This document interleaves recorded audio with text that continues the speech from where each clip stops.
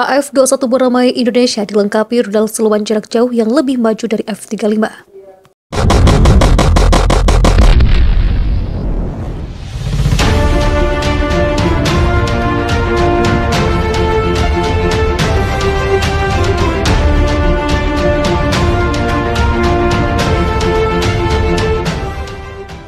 Indonesia nampaknya memang tak rugi dengan keputusannya tetap menjadikan KF-21 Boramae proyek jangka panjang.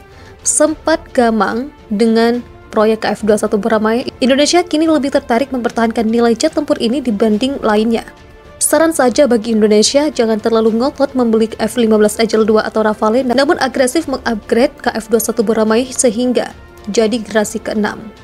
Sebab KF-21 Boramae mampu dipasangi beragam sensor dan senjata canggih sekelas F-35. Untungnya Indonesia tinggal menyiapkan uang saja karena nantinya teknologi canggih ini akan ditransfer Korsel ke Jakarta. Dikutip dari koreaaero.com, Korea Selatan sendiri memastikan akan mengupgrade KF-21 Boramae hingga ke generasi ke-6. Generasi ke-6 KF-21 Boramae sungguh berbahaya bila dibanding dengan F-15 atau Rafale, jelas kedua jet tempur barat itu kalah telak. Defense Acquisition Program Administration (DAPA) akan menjadikan KF-21 Boramae generasi ke-6 sebagai jet tempur mematikan untuk menembak jatuh rudal balistik antar benua Korea Utara. Hal itu didasarkan akan dipasanginya senjata laser ke KF-21 Boramae. Pejabat Kementerian Pertahanan Korea Selatan Letnan Kolonel Jeon Jae-bae menjelaskan bahwa senjata laser ini penting bagi KF-21 Boramae. Untuk menghindari kesenjangan kekuatan sebelum pengenalan pesawat tempur generasi ke-6, sebuah proyek untuk meningkatkan kekuatan pertempuran secara bertahap diperlukan seperti memasang senjata laser pada pesawat tempur KF-21, ujar Jeon dikutip dari Newswitch. Senjata laser KF-21 Boramae sendiri tidak perlu amunisi. Bahkan kecepatan tembakannya ialah kecepatan cahaya yakni 300.000 km per jam. Korsel sudah menguji coba senjata laser ini di mana sebuah plat baja yang jadi bahan pembuatan rudal balistik nuklir Hwasong-7 milik Korea Utara tembus ditembaknya. Laser dapat dengan cepat menghancurkan instalasi militer musuh secara real time.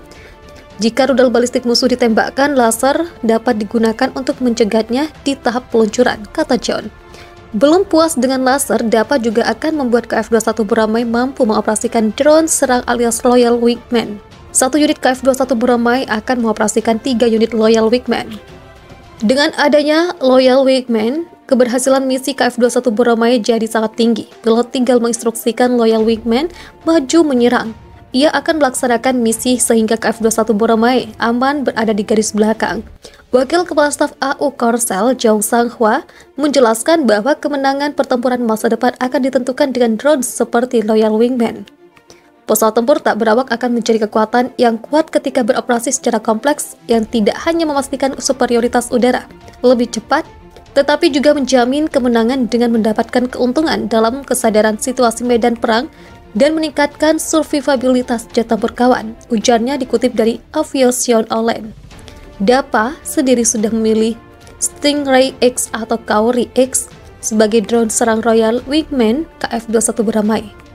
Jika proyek berjalan lancar dan ketika jet asli dikerahkan, mereka dapat melakukan misi dengan pesawat tak berawak suatu hari nanti, kata seorang pejabat DAPA seperti dikutip dari Yonhap pada Selasa. Kini Korsel juga akan melengkapi KF-21 Boramae dengan rudal jarak jauh sekelas Taurus. Namun mereka akan membuat sendiri rudal siluman jarak jauh untuk KF-21 Boramae dan tentunya Indonesia boleh ikut. Bahkan dipastikan rudal siluman ini akan lebih canggih dari kepunyaan F-35 seperti MBDA, Meteor, atau Taurus.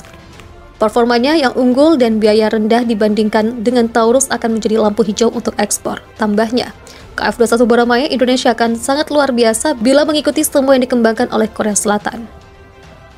Dua alutsista bakal menjadi andalan Indonesia, KRI Golok dan KF-21 Boramae. Bedanya, KRI Golok akan menjaga lautan sedangkan KF-21 Boramae di langit Indonesia. Uniknya, baik KRI Golok dan KF-21 Boramae merupakan proyek strategis alutsista Indonesia di mana keduanya wujud kemandirian industri pertahanan tanah air di masa depan. KRI Golok sendiri baru saja diserah terimakan kepada TNI AL. Penyerahan ini menandai KRI Golok segera berdinas di jajaran kapal cepat rudal TNI AL. Melansir PT Landin, KRI Golok mampu melaju secepat 30 knot. Kecepatan setinggi itu didapat karena material lambung komposit KRI Golok. Material komposit tersebut menghasilkan lambung yang ringan namun kuat menerjang ombak. Desain KRI Golok juga mengusung stealth, sulit dilacak radar sama seperti KF-21 Beramai. Meriam kaliber 40 mm juga akan ada di KRI Golok. Meriam tersebut sebagai senjata ringan menggebuk musuh dari jarak dekat. Namun untuk rudal anti kapal KRI Golok dalam video yang dipublish, PT Landin patut diwaspadai. 8 buah naval strike missile Landsiren Kongsberg, Norwegia akan melengkapi KRI Golok. NSM bukan rudal anti kapal kaleng-kaleng.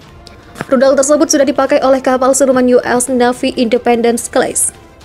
Selain menyerang target di laut, NSM juga bisa menghajar sasaran di laut.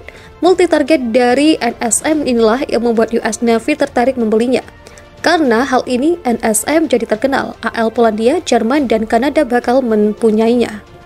Terbaru, US Navy akan memasang NSM ke frigate baru Constellation class miliknya. Terkenalnya NSM malah membuat Korea Selatan meliriknya.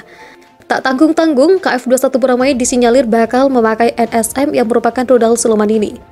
Korea Herald melaporkan bahwa mereka sedang memenuhi sendiri bermacam rudal bagi KF-21 Beramai. Untuk rudal jelajah serang darat, Korsel memastikan memakai Seongryong yang berbasis Taurus Ki EPD. Kemudian, untuk rudal anti kapal NSM dipertimbangkan, biasanya Korsel akan membeli NSM dan meminta teknologi untuk kemudian dibuat sendiri versi lokalnya. Jika benar NSM bakal dipakai KF-21 Beramai, maka sekalian saja KRI Golok dipasangi rudal tersebut.